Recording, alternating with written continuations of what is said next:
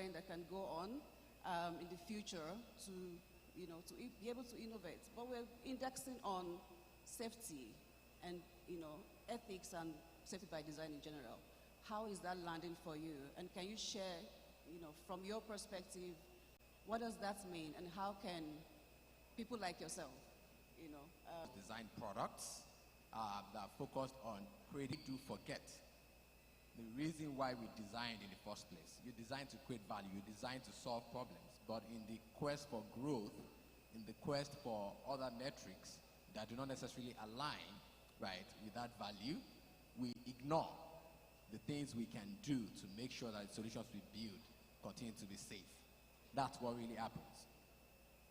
And when it comes to safety by design, the first thing is, when you say online safety, it's really visibility. Do we really know and understand the things that are embedded in our design or in the way we put something together, in the controls that we put in those solutions that can harm children?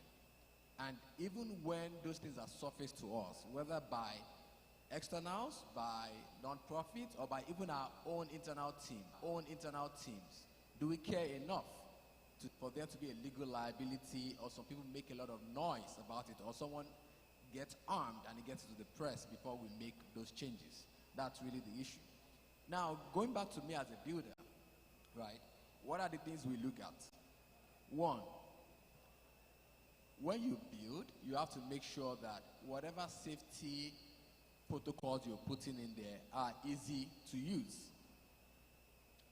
You cannot build something and say, oh, we built it, it's there.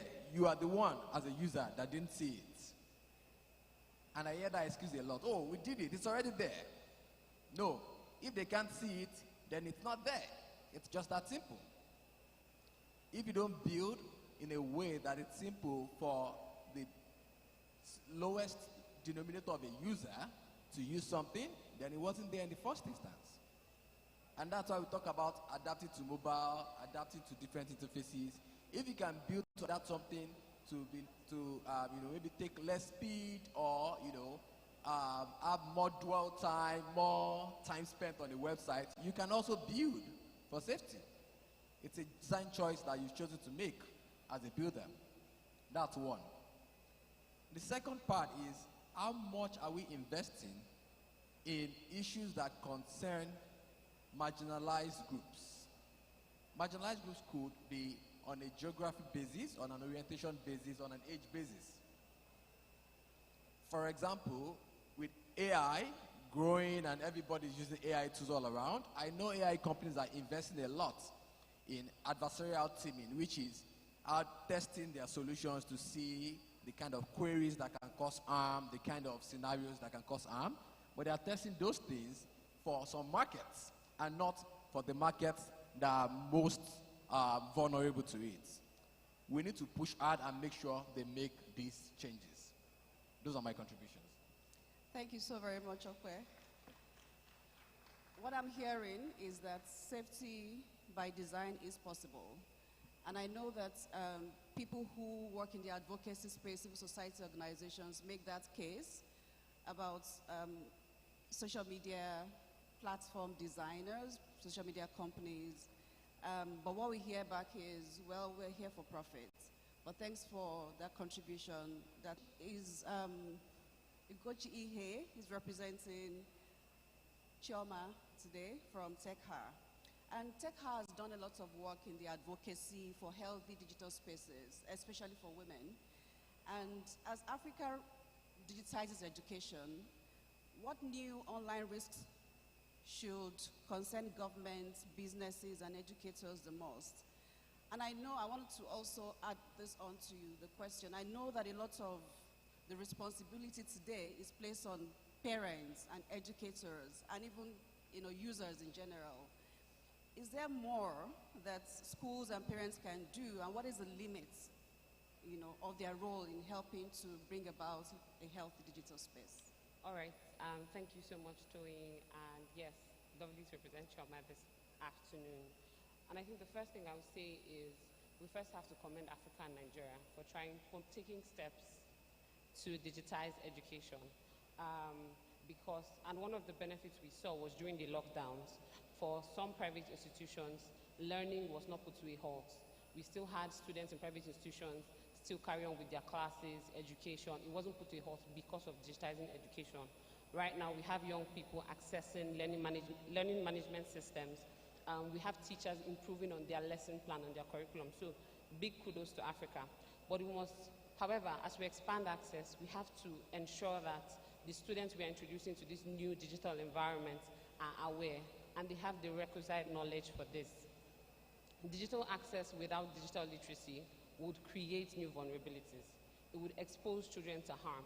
Some scenarios that we are seeing currently today is we are seeing students, children, they're abused on gaming platforms like Roblox. And it's crazy because the child went there, the initial intent was to play a game, but then from the chat they start talking, somebody starts grooming them. And the little excitement of a child is, oh, I found a new friend. But unknowing to them, because they don't have this knowledge, they are not aware that this person can be priming them. And the thing about online grooming is that it progresses. From grooming, it can lead to sextortion, it can lead to image-based abuse, and this literally means when an adult is asking a minor, a child, to send nude pictures of themselves. And all this happened because there was a doorway to technology, but the child was not aware. In the same way, we cannot give a 12-year-old a brand new car to say, just drive, because the initial intent of the car is not to kill the child. But if the child doesn't pass through something called a driving school, we're very, very happy to welcome technology. Digitalization is doing so much for education, but then there has to be the knowledge part. The children have to be prepared. I'd mentioned online grooming. Another form of violence we are seeing that children are experiencing is an algorithmic bias. The kind of content that is pushed to a 12-year-old boy, specifically boys, is different from the kind of content that a 25-year-old person is seeing. There's currently an investigation going by a BBC reporter where she approached the head of Meta in one of the regions, I don't want to name that, and she said that Instagram is profiting from child sexual abuse materials. They are profiting and they are making money from these resources. So these are the kind of things that we are seeing. There's algorithmic content, and the painful part of this is the child is the center of this, is at the mercy of all these different factors. The child literally on social media maybe to just communicate, to speak with their friend. But now the algorithm is pushing a different kind of content to them. We're seeing young boys think in a certain manner about their fellow, maybe a girl or a boy. And then you're like, where did this thinking come from? It's from the algorithms, what the algorithms is showing them. So it's a conversation that we need to have. And I like that the previous speaker mentioned that, yes, safety is possible alongside design. Because like you said, especially coming from civil society, it's always like a pitchfork when we're in the room with tech platforms, people that build. They're like, okay, how do we make profit from this? If there's no profit, you will not have access to this platform. But we're always like, don't think of this thing as an afterthought. It is not until you've launched, you've deployed the app, and then women are now complaining, young children are now complaining to say, oh, I'm facing this abuse. You now say, okay, you just throw in one, maybe report button. But beyond that report button, how about we take a proactive approach that when you're designing, you're putting these mechanisms. If somebody posts these certain child sexual materials, in seconds it's brought down. We need those kind of policies and conversations.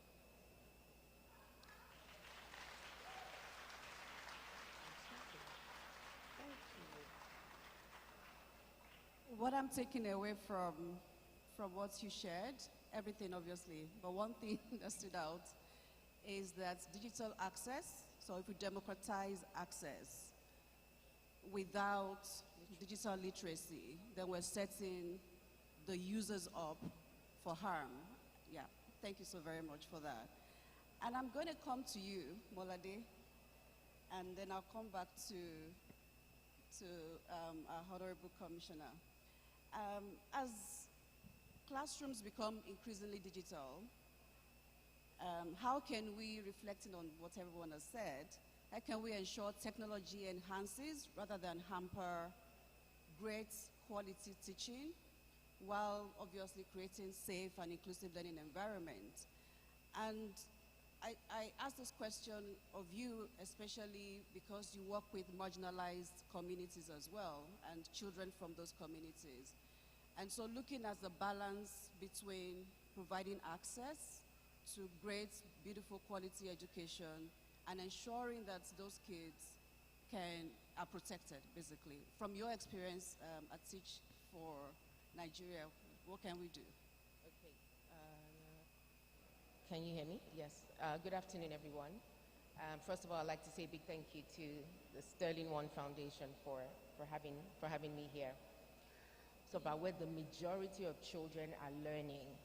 The definition of a digital classroom is one teacher or one fellow, I teach for Nigeria, one phone or laptop, and no power.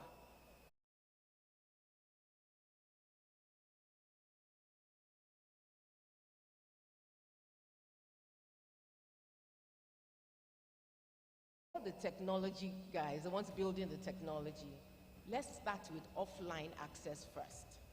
Let's build tools that can be used in schools and in communities where there's no internet, where there is no power, but children still have that access. That is where we should start from. So you build a system, for instance, where when you then get internet, it automatically syncs. But if we're building with a solution that needs internet, that needs power, now there's solar powered technology. That's where we need to be thinking. Secondly, and I think someone mentioned it around capacity building of the teachers.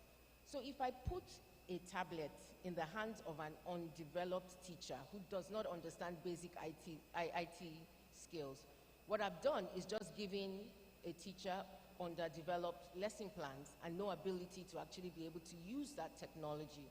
So as we're also thinking about digital classrooms and building in technology, we need to ensure that the teachers themselves have the right skills and they understand how to use it first, because they themselves will be the first that was done across 12 countries in Africa and Asia.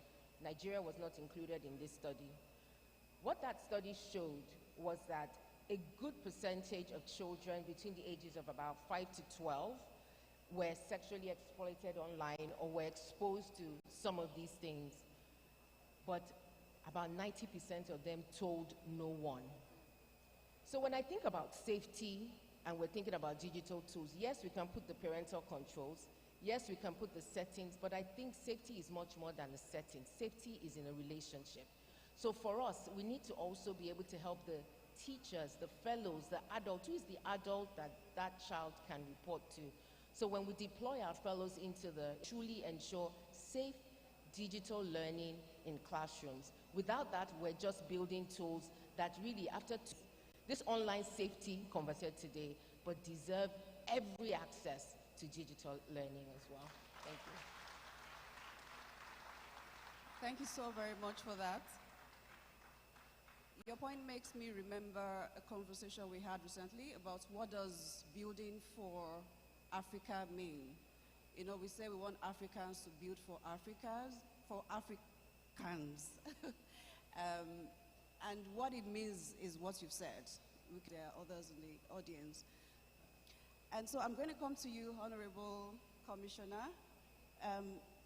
You've heard it all. There's a role, we've placed some role at the feet of tech builders and tech companies. She's talked about trust within, the home setting and even the community. What do you see the role of government in all of this? I think the conversation here is expanding into access as well as protection when we have the access. What do you see the role of governments within thank you very much. It's about putting up the enabling laws to guide the utilization of all these apps in our schools. And basically in Lagos State, unless being guided by teachers, it's an enabling law in Lagos State. Whether we like it or not, the changing narrative is about digital utilization in education governance. And we cannot run away from that. It's a global perspective.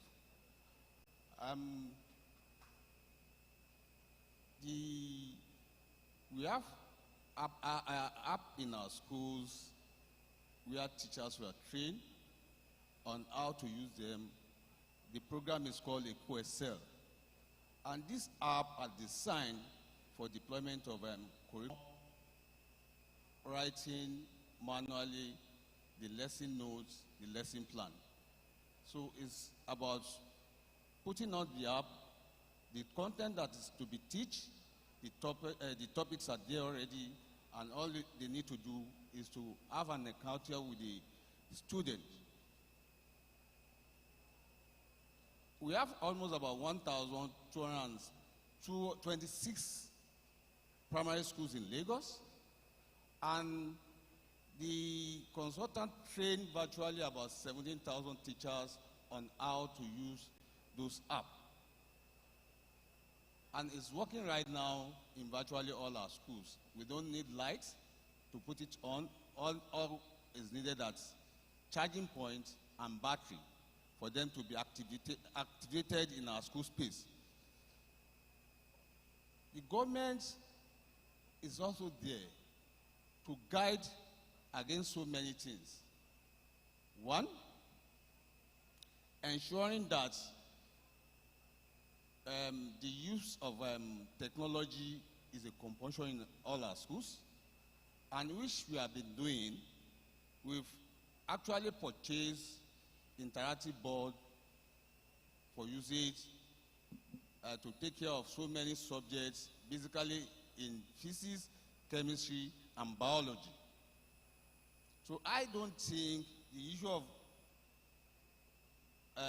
student being at risk when a teacher is adequately given the right training, the right strategic management of all these resources, and they are there to fully guide the student.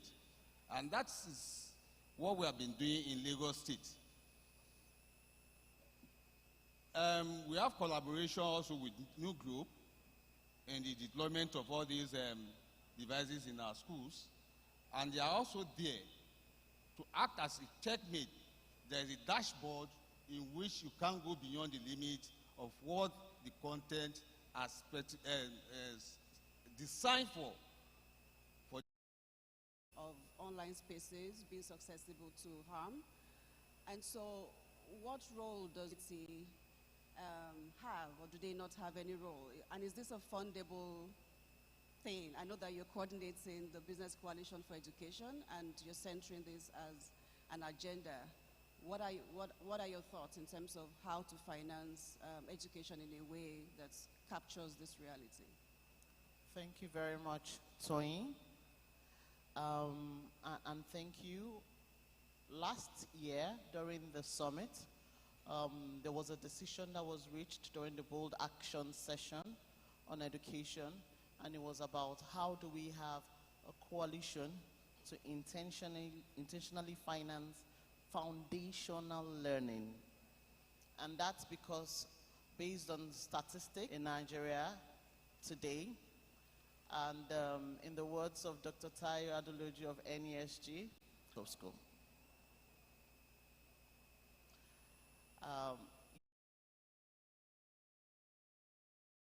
Not just Nigeria, but Africa. We need to include education. That some people may not see it. I know that my daughter knows how to use my phone more than to these digital things. But how do you make it more obvious? Clear information pack to go with whatever devices we're giving to any child. That's number one. Number two is, how do we work with the creators of this content? And I think we need to have all of, I think there needs to be more responsibility for the community that raises the child. Every child is your child. So it is not so responsible if you're giving that child something that can harm that child. So I think we need to be, whether we have to have the right policies in place to ensure that beyond financing now, because financing can do so much if there are no structures in place to ensure that it is even impossible for children to be unduly. We have time for just one word, as you can see. We have someone here wanting us to round off. One word for you in terms of what Compact Summit and that you will make, you know. Builder to builder. As a builder, I built solutions who go host, the largest domain registrar in Nigeria, and that would do good. And with AI out there, it's really important. It's now of national emergency and importance that we build solutions that work and are safe for kids and also for all youth and for everyone. Thank you. When it comes to education governance, is still struggling. And what I want to preach today is about adopt a school. Let's give back to the society. Government alone cannot do it. It's about collaboration. It's about partnership. It's about going to your former school to know a little thing that you hear, and Lagos in particular. Thank you. We are committing to ensuring that we build digital, so committing to make that curriculum available to any as well, because we believe that this is the way we will ensure, just as Peju has online learning. And I think my ask to everyone in the room, so I want everyone to ask themselves, what can I do where I am with what I have to ensure that every single